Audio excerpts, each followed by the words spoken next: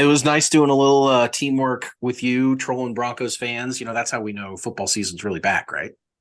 Yeah, oh, definitely. I mean, when somebody starts replying to the Elway thread and they think they've got a new argument for why John Elway wasn't mid, it's a perfect tag team situation. Well, and they never do have a new argument. It's always, they see two tweets and then they start going, cracking their knuckles and going, well, let me wait to tell him about Dan Reeves. And you're like, Yeah, bitch, like I just tweeted 70 times yeah, about John Elway. You think I didn't cover Dan Reeves? yeah. The whole thread is about Dan Reeves, buddy. You think I haven't heard that he dragged three mediocre teams to the Super Bowl in the '80s? You actually came up with some new stats today, and in fact, we both came up with new Elway stats today.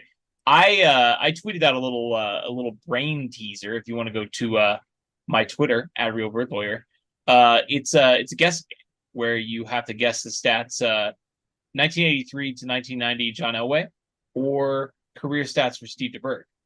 Now you tweeted out something that stunned me and shocked me Right. concerning John Elway's playoff exploits. Yes, and not just Elway, but the four goats plus Elway.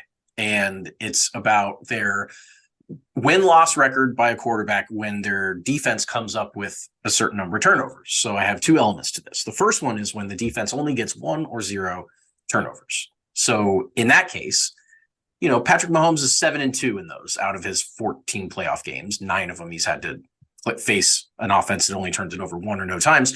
John Elway was 3-5, and only 38% of his games was his defense so bad that they only got one turnover or none. Whereas, Mahomes is 7-2, Peyton Manning 7-8, Tom Brady 14-11, Joe Montana 3-6. So these just show that when their defenses didn't do a lot of work, because the other side of this coin is quarterback record when their opponent turns the ball over 3 or more times. Okay, and in those games, Joe Montana 11-0, John Elway 9-0. Tom Brady 12-1, Peyton Manning 6-1. Patrick Mahomes in his 14 playoff games has never had a defense come up with 3 or more turnovers in the game. Now, what stunned me about this statistic was not just the records or the fact that Patrick Mahomes has never had the benefit of a defense getting him 3 or more turnovers in a playoff game. That was not shocking to me. What was shocking to me was the percentage of playoff games where some of these guys had their defenses come up with 3+ turnovers. John Elway, 9-0 in 42.9% of all playoff That's games. almost half of his playoff games that his defense got 3 or more turnovers for him. That's correct. Tom Brady, 27%, Peyton Manning, 25%, Patrick Mahomes, 0%. So, Joe Montana, by the way, 47.8%. That's crazy. I mean, he was living. Listen, those 49ers teams were insane. But listen, when somebody comes up in your mentions and says, how could John Elway go to 3 Super Bowls if he was mediocre? That's how. Because his defense was getting him 3 turnovers or more in literally half of his playoff games. Dude sucked.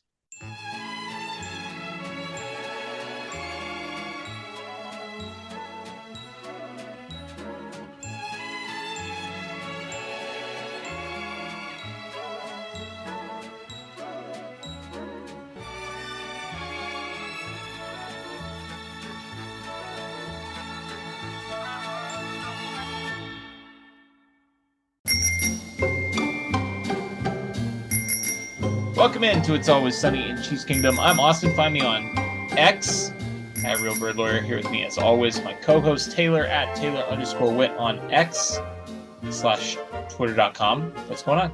Doesn't it sound like we're hawking porn? It's just, it doesn't, it's not good. Yeah, it does. And I got to say, it really continues to go downhill. It's just a perpetual race to the bottom. I mean, dude, my videos don't even work anymore. Literally on my phone, I'll hit play on a video and it just doesn't work. Nah, it's bananas. It's terrible. And now Elon is backing out of his fight with Zuckerberg. Zuck challenged him to a duel, and Elon said, "No, I'll respectfully decline the duel." And it's just a mess. It's a disaster. But we're here. Football is back. The Chiefs played a football game on Sunday of sorts. Didn't count for anything, but we are going to talk about that. Got a great show for you guys. But first, our sponsor, Underdog Fantasy. Use our promo code SUNNY, SUNNY, if you want to do some best ball, some drafting. We are getting excited for fantasy season. We've got all kinds of stuff coming up. We've got our drafts with the listeners coming up as soon as I get back from Europe. This is sort of my annual tradition now. Right before the season, I go over to Europe to remind myself that America's the greatest country in the world still, despite all of our flaws. And, football. We got a great show for you guys. We've got news. We've got a playoff game, or not a playoff game, a preseason game. Jesus. It's still Basically preseason. the opposite of a playoff game. It's the opposite of a playoff game. It's the preseason for us as well. And you actually did a great job. I'm not trying to throw you under the bus, but you did put together this helpful document, but it doesn't have I didn't give you your Ron Burgundy. It doesn't have a lot of my Ron Burgundy. It doesn't have a lot of my prompts. You were doing great there. I was going to comment on how great you were doing despite the not having your I was doing great is because I was looking at last week's stock. And I was reading off of that. But then when I got to we've got a great show for you guys, I was like, wait a second. What do we have? This show. What's coming up? What is it? And then I had to improvise and it did not go well. But we do have news. We have a preseason game. We have an ass blast from the past, the finale of the 2003 regular season, the Chiefs taking on the Bears. We're going to talk about that game as well. I guess we should let the listeners know that I will not be here next week. I will be in Switzerland. But you'll be here on the airwaves. But I will be here on the airwaves because we are going to record an Ask Blast this week and air it for you next week. Who are you going to have on next week? What's next the plan? Week is going to be the long-awaited sequel to the Yo Harms No Foul show from last time. And that's because Daniel Harms will be my co-host, my partner in crime for next week. We will miss you, but we will soldier on without you. Going to be great. Let's get into the news. Before we get into the actual preseason game, I guess we have to walk the Chris Jones beat here really quick. A lot of high-profile players ending their holdouts this week. Jonathan Taylor went back to the Colts and then promptly left the Colts again to deal with an undisclosed personal matter, but he is excused now. Zach Martin, the Cowboys guard, got a nice little pay bump, nice little pay raise. He ended his holdout. He came to camp. J.K. Dobbins, who's kind of holding in, pretending to be hurt, he's back at camp. Is that what he's doing? I haven't been following J.K. Dobbins. Oh no, yeah, definitely. I mean, he's been liking tweets about how shitty the Ravens training staff is and all. Oh yeah, they had that whole thing. They had the F on the report card. yeah, that's right. So I forgot about that. He's been liking all kinds of tweets about how bad their training staff is, but he's back at practice. So Chris is he's still not here, and we have one preseason game in the books. We've got him out here liking tweets about. He liked a tweet from Arrowhead Live the other day where Arrowhead Live was saying, like, I don't think he'd be holding out if there was no chance of him getting a deal. And he liked that tweet. But he also liked a tweet about, going to play for the Raiders and looking good in silver and black. He's just, you can't read anything. You can't read anything into what he's tweeting or what he's liking on Twitter. We just don't know. Well, the Michael Bay picture that broke between last episode and this. Michael Bay, the movie director, the Transformers guy, among other things, put an Instagram picture out there with Chris Jones and said, with my guy Chris Jones, can't believe he just quit the team.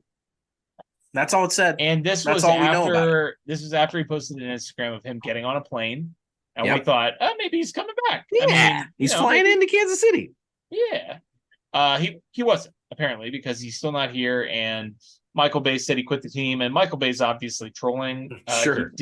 He did tweet last week that he's still under contract for 1 year. I think that was the last Chris Twitter update that we gave on the last episode. Yeah. So he'll be here at some point.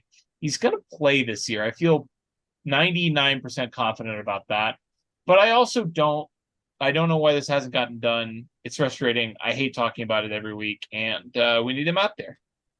We do. We absolutely do. Joe Cullen, the defensive line coach, was asked about Chris, as you do every day with these guys. Anytime anyone's in front of the mic, you want to know what they're saying. And he said, I'll say this. Chris, in my opinion, was as good as, if not the best, defensive player in the league last year. I do stay in touch with Chris. Chris is working hard. We'll welcome him with open arms when he gets back here. I talked to him about staying in shape, and eventually this thing will get done, and he'll be back here at practice and leading us. So, I guess Joe Cullen's not too worried about it. Not like he would say, yeah, I have no idea if he's going to, he's not going to say if he's worried, but he gave the right little nugget there. Sure. I mean, if he was Jim Irsay, he probably would be saying all kinds of goofy. Yeah, sure. He'd probably be saying all kinds of goofy stuff, but he's not. He's a professional.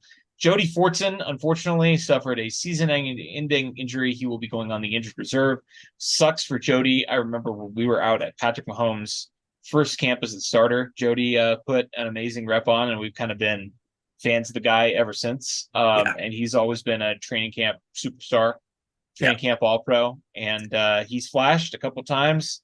The rare occasions he's been able to stay healthy and get into a game, but unfortunately, it's not going to happen this year. It's not. Can't stay healthy. Players like that, just you want them to reach their potential, but if they can't stay on the field, that's a big deal. I'm eulogizing him basically, but I'll always remember the pass from Mahomes in Los Angeles, where he absolutely, this last season, dropped one in a bucket down the right sideline, like 40 yards down the field. I mean, one of Mahomes' best just straight up throws without any of the other razzle dazzle or whatever, just ball placement. 100%. And I mean, absolutely one of the best throws of his career. And Jody was on the receiving end of that. I remember when he was a wide receiver once upon a time before they realized he was big enough to, kind of fit himself into the tight end room. I mean, really wish it could have worked out for him, but I mean, I'd be shocked if he's back next year in Chiefs camp. Like, it just feels like that's the end of the Jody Fortson story. So Fort season no longer. Let's talk about the other injuries. Some updates from Andy Reid on the 15th. We're recording this on the 16th. Mike Edwards had an ankle injury that swelled up, but he looks good on the x-ray. Nick Jones has a hand fracture, so he's at a specialist. Nico Remigio had a shoulder dislocation. He did not practice today. We'll see how he's doing. And Amir Smith-Marset had a groin injury. He did not practice, he was back today. The big one, of course, was Justin Ross. And I know your life was flashing before your eyes about 30 minutes yesterday when Justin Ross went to the tent before Ian Rappaport assured us that it was not serious and he was back out at practice today. How did that feel? I was trying to look up how do I donate, but I didn't know whether I should donate my knee, my hamstring, my shin was mentioned at one point on that. Basically, his entire left leg was disintegrated, it seemed like. But no, everything's fine. And Justin Ross was already back out there catching passes, catching touchdowns today on Wednesday. Really big sigh of relief. They already have the Tony injury stuff to deal with. And honestly, if I don't want to put too much pressure on Justin Ross because the hype's there, the ceiling's there, the chemistry with Patrick Mahomes is there, and the opportunity for catches in the offense is there. Everything's there. Everything's right in front of him. But he's also a kid that hasn't played live tackle football in 2 years before this last Sunday. There's still a lot of growing pains just joining the NFL for the first time. A lot of stuff that, are understandably going to be big hurdles for him to step across. So, but at the same time, the Chiefs need him, don't they? Don't they kind of need Justin Ross to go out there and at least be a threat, even if he's not a 1,200 yard guy or whatever? They at least need him to be able to be part of the offense. Yeah, I think they would like for him to be able to contribute. Do they need it? Yeah, I don't know.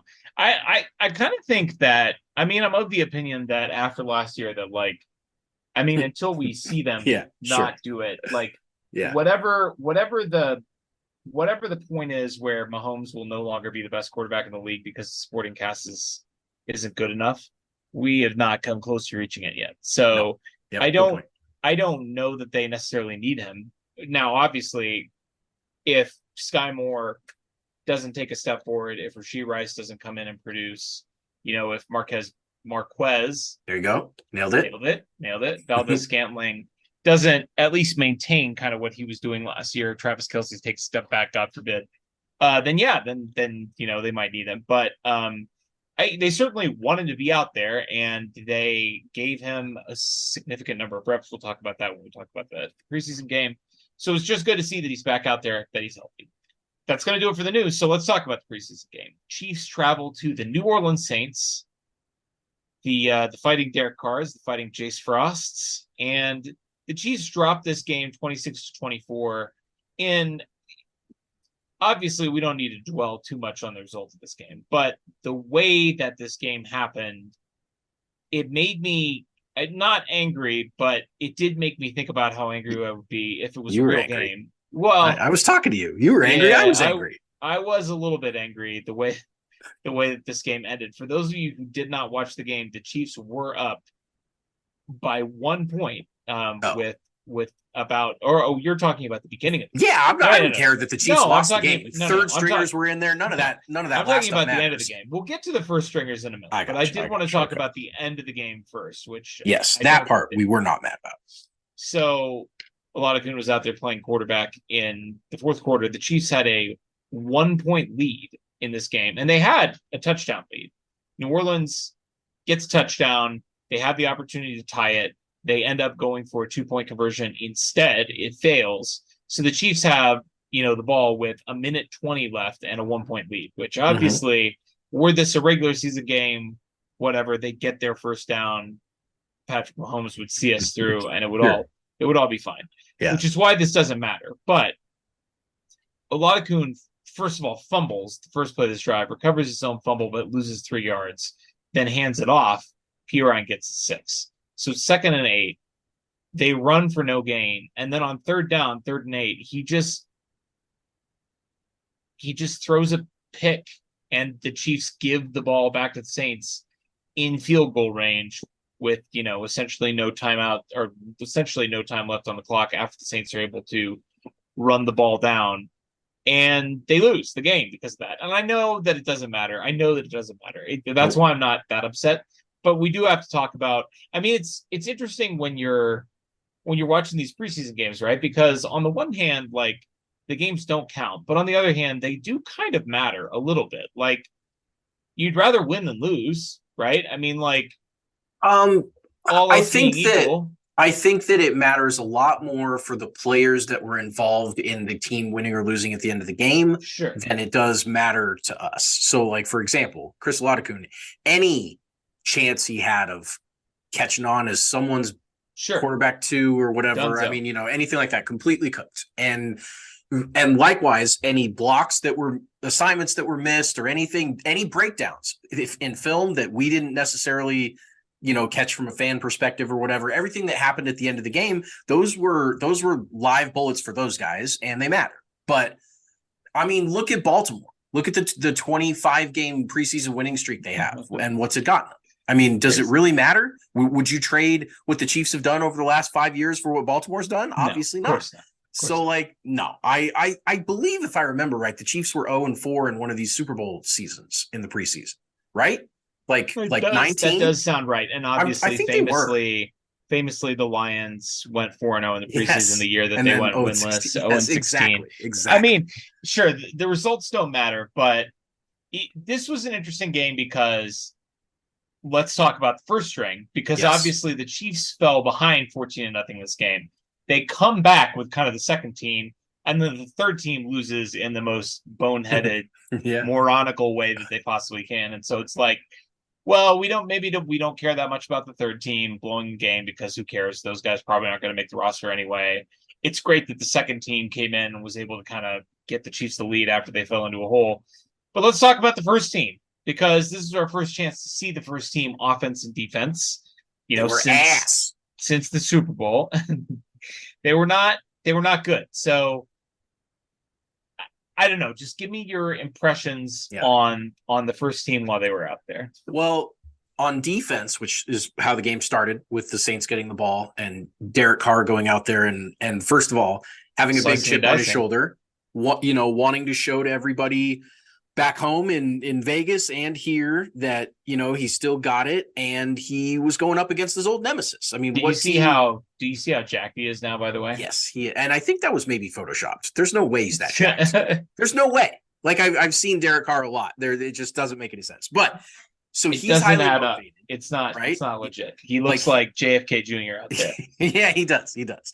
And then you combine it with no Chris Jones, no L'Jarius Sneed on defense, two important big pieces, and the Saints offense cutting up the Chiefs defense. While it was frustrating every time there was a third down and the Saints converted, I was pissed off. But like, I don't know how much of a picture we're seeing into the 2023 Chiefs by that showing, just based on really two main pieces that you're expecting to be out there. You're expecting, it's not like either or both are out for the year, and we've got to get used to not seeing him out there or whatever. L'Jarius is banged up right now, but all accounts expect him to be ready by opening day. And obviously, like you said, 99%. We're pretty sure Chris Jones is going to week 1 be out there for the Chiefs, which he's the most important piece on the defense by far, makes everything go, blah, blah, blah. So although I was frustrated to see the defense get diced up, really what I had been hyping myself up for is I just want to go out there and see Pat. I just want to see the first team. That's my, my touchstone to the Chiefs actually lifting up my life. And it didn't exactly go that way. No, they didn't at all, because Clyde Edwards-Helaire was the entire first string offense. Yeah. And I mean, it just was the first 4 plays were Clyde. It just handoff, pass, handoff, a Patrick Mahomes scramble up the middle for 5 yards just so he could get hit. He's talked about this every year. Except he slid short. I know. He could have, but I mean, let's not fault him for that, right? Because I think it was the year after we won the Super Bowl. I think it was the 2021 or the 2020 season where he, at the start of the preseason, he tried to get in the end zone on the first drive of the preseason. And it's what are you? And he got lit up. All right, Pat, let's. So at least he slid this time, which is great, but he did slide short of the first down. So Clyde, I mean, after the first, the little pass to him, which went for 13 yards.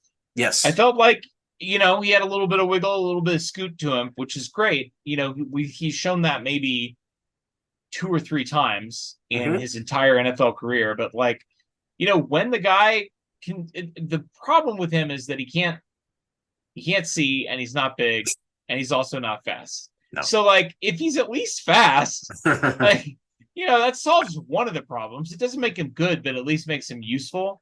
And then he promptly ran 4 yards. It got stuffed for no gain. Pat gets it to 4th and 1 with a little scramble where he slides short. And then, I mean, we run the Blake Bell sneak play, and it gets blown up. It doesn't work. Saints turn around and score a touchdown on a short field. It sucked. Didn't make me feel good. Not at all. Nope. It was annoying. In regard to Clyde, I don't know if any of what happened there was showcasing him for a potential trade. That was going around Twitter. Some people were thinking all right, the problem with showcasing Clyde to try and trade him is what happens when he's not good. Sure. Then you're actually kind of tanking his trade value by putting him out there. You would hope that people would just be I wonder if that Clyde guy's any good. But right. And on top of that, I mean, I put this out there on Twitter during the game, but I don't think that's why. I don't think that. Right. I think with Pacheco hurt and McKinnon, I mean, Pacheco, obviously it seems like he's going to be ready for week 1, but sure, not in a position where you need to be risking his recovery by playing in preseason. And Jerick McKinnon is not going to play in preseason because he's 1,000 years old. I mean, he may not even get a regular season touch until late October. Yep. No, I agree. So, I mean, Clyde is the guy that knows the blocking schemes, and Clyde at least can go in there and make sure that Mahomes isn't going to get smoked. Yep. And I feel like that was the main reason he was in there with the first team.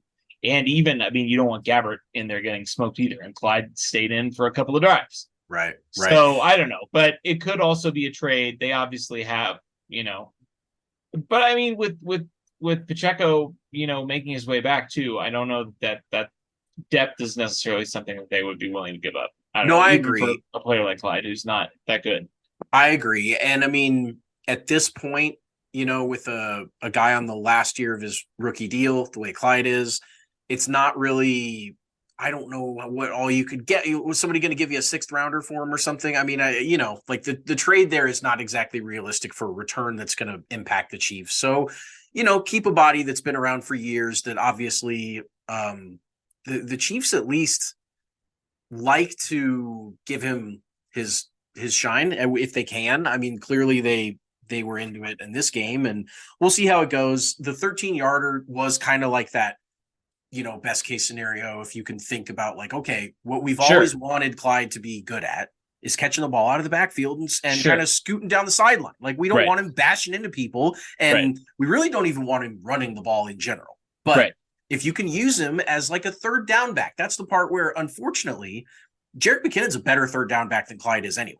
Correct. So it's not really like that role makes much sense to him, even though if you just were going to boil Clyde's skill set down, like that's where you would want him ideally. So I don't know. It's frustrating. And then on the sneak, just real quick, Andy talked about this yesterday. He said after looking at it on the replay, we probably should have gone to the left and not the right. The end ended up pinching up on that side, the left side. We probably could have gone in that direction. We're trying to get where we can do that. We can't work on that on camp or in camp live. You get good work on it here. It didn't work. That was the bottom line. We have to go back to the drawing board on it.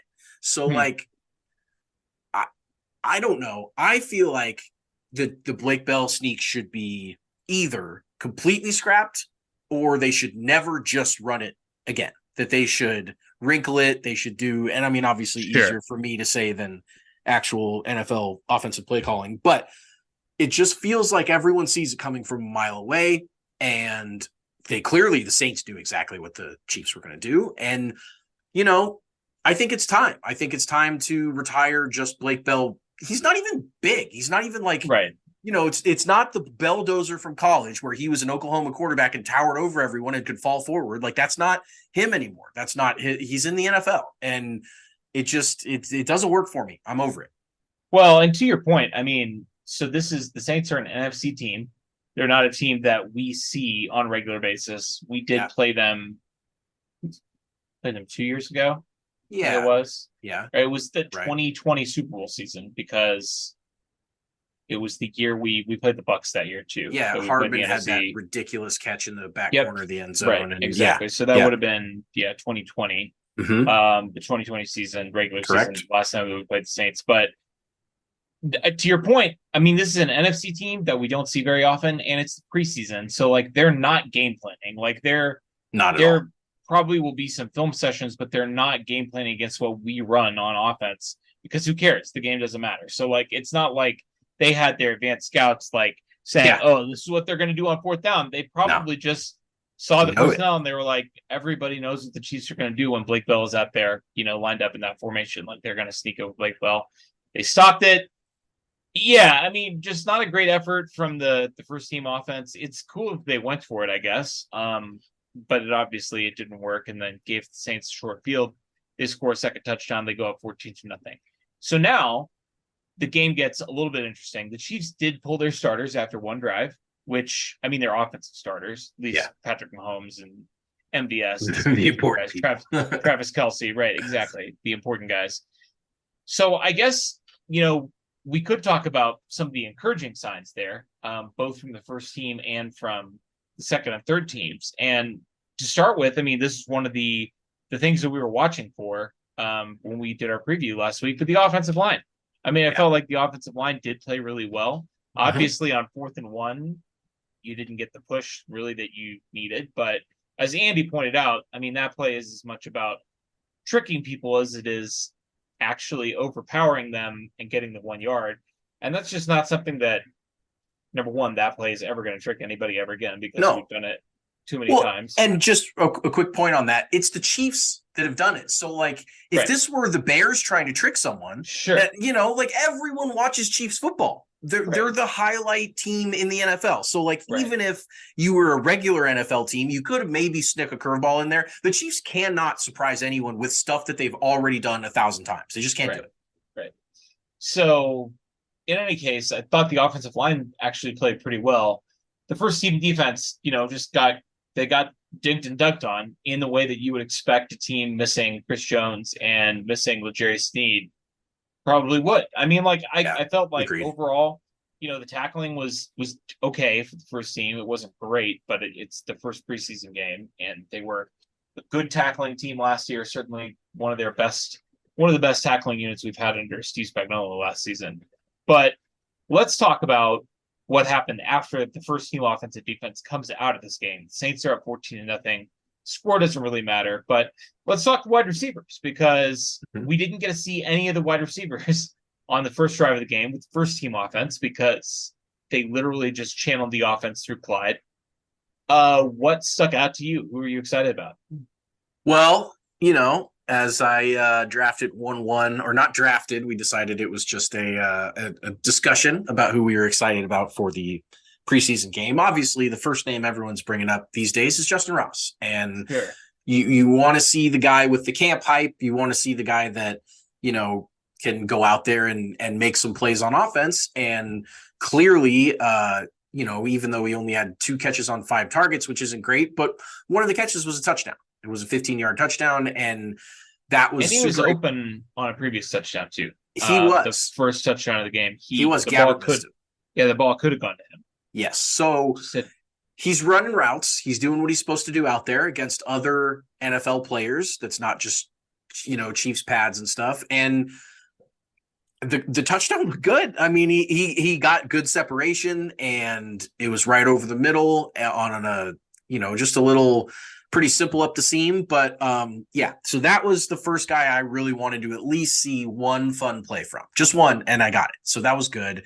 Other than that, I felt like every wide receiver that kind of had a little bit of something to him had a good game, and by that, a little something, Obviously, Rashee Rice had 3 catches for 30 yards and looked pretty confident out there. And, that's everyone only gets a sprinkle of plays in here. So that was pretty good showing. But then Nico Remigio, we talked about 4 for 71 and kick and punt returns. I mean, he was all over this game. He was absolutely showing out. We got to talk Richie James real quick, right? That 43-yard bomb from Gabbert, That was a thing of beauty. Yeah, it was great. And I think, Richie James had a little mic'd up segment that the Chiefs social media put out. I mean, he's definitely going to make the team. I feel like he's probably going to be the primary punt returner, and I agree. Unless Remigio finds a way to make the team, who did kick and punt returns in this game too. But I mean, he looked good out there. And I mean, we talked about when he signed, when he signed with the team, it was kind of like, I don't know if this guy's going to make it or not. He's definitely going to make it. I don't know how many guys like this they really can carry, because they seem intent on carrying Justin Watson as well. And it's kind of like, all right, well, how many short, kind of fast guys that aren't like, Tyreek Hill or McCole Hardman fast. How many of those guys can you really have in your wide receiver room? But I mean, he looked great. Obviously on the bomb, which is a great ball by Gabbert, wasn't it? It was. Gabbert was in the game, and then obviously the touchdown pass there. Justin Ross, not a great ball by Gabbert on. Not a great ball by touchdown. Gabbert, and he probably was distracted by the fact that Justin Ross was also open, and he was thinking like, "Oh my god, who do I throw to?" All They're over both social media. But then he ended up giving it to Richie James. Richie James had a good game. I was excited to see what he could do out there. These wide receivers, it's always a little tricky, because you obviously want your first string guys playing against the first string. That's how most teams do it. Some teams, Broncos will leave their starters in longer, especially if the starters aren't doing well. That's to punish them for being bad. But obviously the Chiefs don't really do that, and haven't, even though the first drive was kind of a disaster.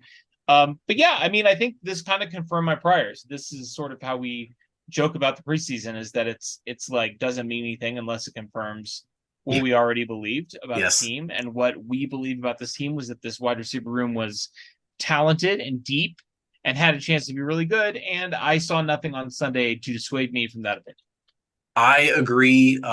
Final shout out to 2022 UDFA Kakoa Crawford, who was kind of an interesting Kakoa Crawford. He, 6 foot, 190 pounds, and caught a touchdown from Shane Buechele. So definitely did himself some favors as far as, maybe job interviews with future teams or something like that. I obviously gonna be a miracle, but for him to crack this roster with all these other guys. But it's always nice to have practice squad players that you're excited about, or at least like to see, remain on the team. And so maybe that's he's kind of in that Emir Smith-Marset, Jerry and Ely, those type of players where like, yeah, I don't see them projecting to the 53, but like they don't make your team worse if they're on the practice squad. They're definitely guys that have a little bit of juice and, could provide some emergency depth if needed. But, I also kind of wonder with Fortson going on the IR and before the 53 comes out, how the Chiefs are going to handle that situation. We haven't really done much 53 projecting this season. But like, you've obviously got Kelsey and Gray, but after that, and Bell, yeah, I guess those are your three. And then I don't know if you want Matt Bushman as a TE4. I don't know if that helps your team. I wonder if maybe you just keep those three guys and then you could push the wide receiver room, bump it up one more than you maybe were planning on. So they've got some decisions to make. The one cut is really going to be interesting because, they could keep 7 wide receivers and we're going to have one name that didn't make it that we're going to go, damn, I can't believe that guy didn't make it. So should be interesting. Yeah, we're probably going to have 2, damn, that guy didn't make it, because Justin Watson is going to make the team and nobody on the internet wants him to make the team. I feel like everybody is. Yeah. And I've got nothing against the guy. He's just kind of old news, right? Sure. He's old news. And in addition to that, he's not that good. Correct. That's all I have against him. It's nothing personal. It's just, So he didn't try very hard, and he cost his team a chance to win the World Series. I was wondering if you would drop the Frank Thomas bit. I appreciate that. So turning to the defensive side of the ball, again, the first team defense, I felt like, they didn't really do very much. They played pretty soft. They didn't have Chris Jones or L'Jarius Sneed, who obviously are the two guys that bring the most edge to the defense and playmaking to the defense. They didn't have either of those guys, and they were playing against Derek Carr, whose play style is very much dink dunk. I'm going to just complete 6-yard passes until I get into the end zone or somebody stops me, and the Chiefs were not able to do it. But the second team defense really flashed. There were a lot of guys that kind of stood out in this game. Just to name a couple, Drew Tranquill, Danny Shelton, and Jamari Connor all had sacks. But Felix Anadike Uzama came very close to picking up a sack in this game. They had great pressure around the edge, which, again, I don't know. I remember I think it was in 2016, the Cairo Santos shank game against the Broncos in overtime. That was in 16, right? You mean the double doink, or he doinked it in? Yeah, was it a double? Yeah. It was at least one doink. It was one or two doinks, but it was at least one doink. Yep. But in any case, that was the game where Justin Houston had kind of come back the most recent time and had a 3-sack game and just abused the Broncos. And I feel like as a Chiefs fan, I'm probably missing somebody obvious, but I feel like as a Chiefs fan, that to me is like the last game I remember being like, oh my God, this is what a great edge rush looks like. Which we were very used to, even despite the lack of success as a franchise. Hell yeah, Jared Allen, Tamba to Justin Houston. Those guys were all elite pass rushers and elite edge rushers. And I'm not saying that FAU is going to be on that level, but watching him bend and get around the edge and just the burst that he had coming off the edge and the strength that he had to kind of finish through that play and get to the quarterback had, circumstances been a little bit different, a little bit more in his favor. It's cool, man. Edge rush is cool. It's fun. It's really valuable and helpful to winning football games. And I'm pretty optimistic about FAU. Yeah. I do think that, you're certainly onto it, that edge rushing, specifically around the edge, because we're so used to Chris Jones blowing stuff up in the middle. And so we kind of have lost that, what is it like for us to have a guy that's consistently winning around the edge, really, as you said, since Justin Houston and probably that Denver, time period was the last time we've really had, Frank never really got there. He had flashes, especially in the playoffs, but was never a guy that I was like, man, this guy's going to cook people constantly. And other than him, D Ford was, he kind of his 2018 year, he had 13 sacks, but they weren't really bunches. He kind of just steadily picked up a sack every now and then. Certainly was not a guy that took over the game. So yes, I think that Felix does seem like a guy that has the upside. They drafted him in the first round. None of those guys the draft pedigree here. The Chiefs expect Felix to be a eventual elite level contributor, or they never would have picked him at 31. And that's just kind of the first couple flashes of that. We saw Drew Tranquil pick up a sack, which is fun. And he's a guy that, certainly is going to have a big fingerprint on the defense this year, bigger than, I think a lot of people realized even when the Chiefs picked him up, he's going to be a linebacker contributor big time. And then just shout outs to Danny Shelton, who looks like he is going to make this team. I can't say for certain, but the DT room hasn't exactly been lighting the world on fire in the absence of Chris Jones, and Shelton's got some burst. He's in year 9, so he's he looks svelte. Yeah, he for snacks. Yeah, exactly. And then Chamari Connor, shout out to the rookie. He picked up a sack himself as well. So just kind of an interesting rushing the quarterback day. And then we of course have to call out our guy Khalif Holaisi, who we've never talked about on the show, and hopefully for his sake we will again, but picked up an interception, was a guy that, came in as I believe he's a UDFA this year. I actually probably should have looked that up before bringing him up, but fun story for him to get a pick in the first preseason game. Definitely. Well, next week's preseason games, the Chiefs are traveling to Arizona. Yep. The site of their Super Bowl victory and their Week 1 victory last season in the 2022 season to take on the Cardinals in preseason Week 2. Anything you're watching for in that game other than the obvious, which is no injuries? Yes, no injuries, and comparing Chiefs' performance versus the Cardinals in the preseason to Denver's performance against the Cardinals in the preseason. It's gonna be a whole merry little show. So we'll obviously have developments from that game next week, or I say we, you, me and Dan. Me and Dan. I'm sure Dan will have some really good stuff. Check him out. Obviously, he's doing some great work with the astronauts and all his tape review and everything like that. So let's close the show out with an Ask Blast, the final Ask Blast of our 2003 recap season. The Chiefs ending the regular season finale, hosting the 7-8 Chicago Bears. What to say about this game? I feel like we have to sort of wrap up and give some retrospective to the season, the 13-3 franchise best, season. But what were kind of your impressions coming into this game against the Bears? So the Chiefs had locked up the division already. They were 12-3, and the Patriots had gone on a tear after starting the year 2-2. They were now 13-2.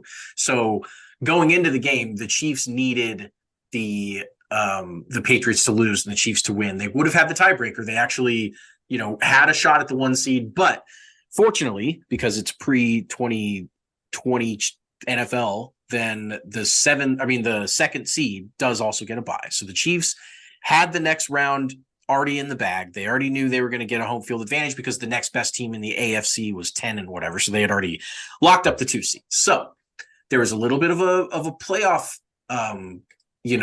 positioning to go on. And let's not forget that before 2003, the last Chiefs team to make the playoffs was 97, 6 years prior. Crazy. So even just talking about matchups and could the Chiefs get this seed or that seed, I was thrilled to be having those conversations. That was something that the last time when the 97 Chiefs clinched the playoffs, I was 10. I knew that games were happening and they were important, but I didn't have a grip on the nuance of the league and how things worked and standings and that sort of stuff. I was a dumb 10-year-old. But by the time I was 16, now I'm checking standings every day. I'm checking scores. I'm more locked into the league as a whole. And so this is like my first playoff experience. Absolutely it was. And so that was fun. That was really fun for me. And then just as you said, to kind of talk about how this season went before we get into the actual game, the Chiefs were on, going into this game, a 12-game home winning streak in Arrowhead, going back to the previous season, but they had won every game at home in 2003, which was awesome. The Chiefs led the NFL in Pro Bowlers. They had, because they had announced those the week before, they had Trent Green, Priest Holmes, Tony Gonzalez, Tony Richardson, Willie Rofe, Will Shields, and Gary Stills and Jerome Woods. Jeez. So they had 9 Pro Bowlers, and then Dante Hall on special teams as the kick returner. So Baltimore had 8, and the next highest after Baltimore was Green Bay and St. Louis with 6. So, I mean, Crazy. they really were they were the talk of the league. They were unbelievable. The offensive line was starting their 32nd consecutive game together in this game, which was just unbelievable, both health and consistency. So most of the time, you either lose a guy because he gets hurt or, you got to try a different combo. But 32 is 2 whole seasons of the same exact 5 starters. So that was just, unbelievable there. And then, of course, the last kind of news before the game was Priest entered the game tied for the NFL record in total rushing touchdowns for a season with Emmitt Smith with 25. And he was a couple off. Marshall Faulk had total touchdowns at 26 for the season. So he had kind of been eyeing, Marshall and Emmitt to take over as the most prolific touchdown scorer in running back history, which is unbelievable. Sure, 2 Hall of Famers there and 2 amazing players. I mean, this game was not super competitive. And I would imagine as a fan of the 2003 Chiefs, which you were, and I was not, a welcome, end of the regular season before you get into the playoffs. Dante took the opening kick down the right sideline to the 45. Offense goes 3 and out, which is frustrating. He had obviously a great return there. Some punts going back and forth, and then Priest ties the record. He gets a walk-in touchdown for his 26th of the year. And literally walks in. He does the Priest. He gets a burst around the left side, and then as he's approaching the goal line, does the slow strut into the end zone. Just a iconic, probably the most iconic touchdown celebration of his career. And he gets 26, which was a big deal at the time.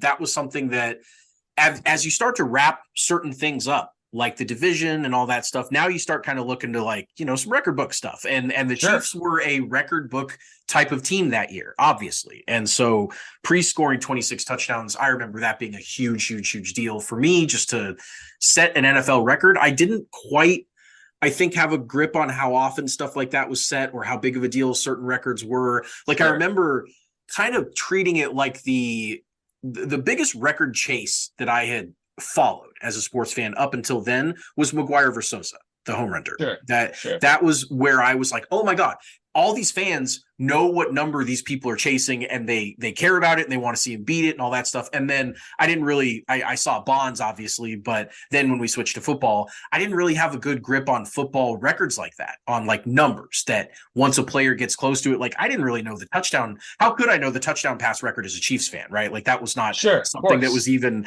on my radar at all. But the rushing touchdown, that's now we're in territory that Chiefs can actually appreciate. So I thought that was a big deal. The Bears end up after that score missing a long field goal.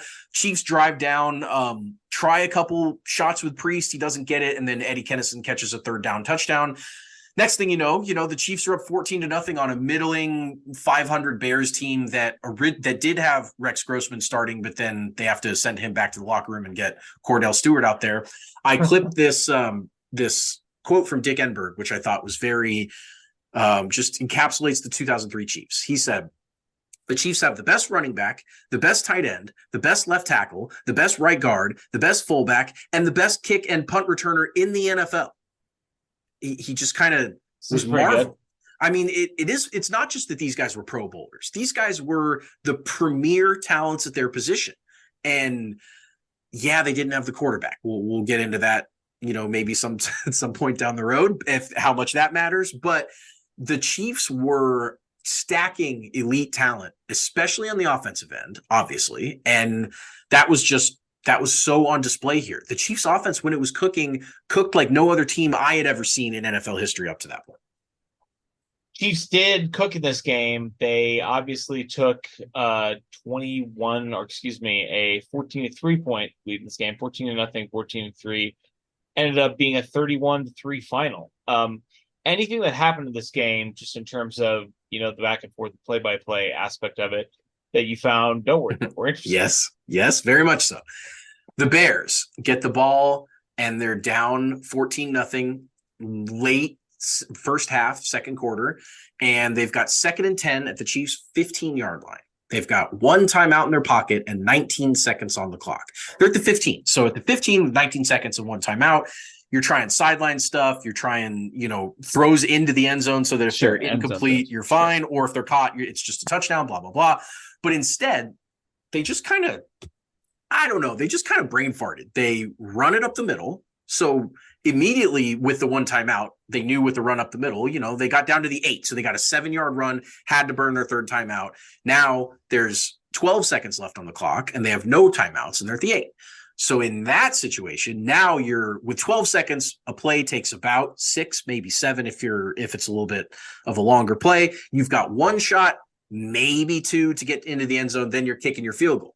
You're banking 3 points. But they just the sideline ball that's thrown by Cordell Stewart doesn't get all the way to the sideline. So the receiver has to kind of come back towards it for the catch. And the Chiefs defense, like blood in the water. I mean, they just immediately swarmed him, pulled him down, and got up and celebrated. And the Bears were pissed. You could tell the receiver that got tackled was pissed, and the coaches were mad. And I mean, the clock runs out, so they don't even they had no timeouts, and that was it. So they got tackled inbounds. And I mean, in a 31-3 game, that doesn't exactly come back and bite them, but it was just kind of the teams were going in two different directions. The Bears were kind of limping along to a 7-9 year, and the Chiefs were getting ready for the playoffs. They were geared up. They were 13-3. They were ready to go, not just gear up for the playoffs. When you're 13-3 and you've got the most Pro Bowlers in the NFL, like, you are preparing to win the Super Bowl. That's the mindset they were at this point. Absolutely. And we'll talk about that, obviously, next week with the finale of the Ask Blast from the Past. But anything else you want to add on this game before we go to the awards? I feel like this was kind of the high watermark for not only just the 2003 Chiefs in the 2003 season being the high watermark, but it's the last win. But when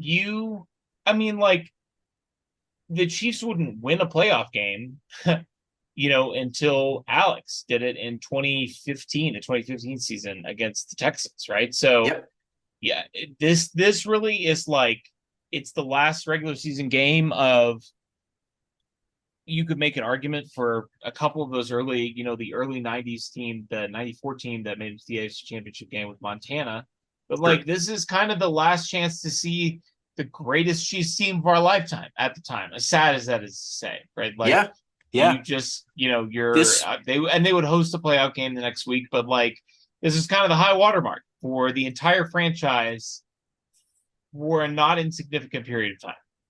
I was not very confident at many points throughout the year that the Chiefs were actually going to get the job done. I will say that. But this was the most confident I ever was. This game, watching this team win its 13th of the year. And the other thing is, after they won all those early and midseason blowouts, then they got their asses kicked a couple times.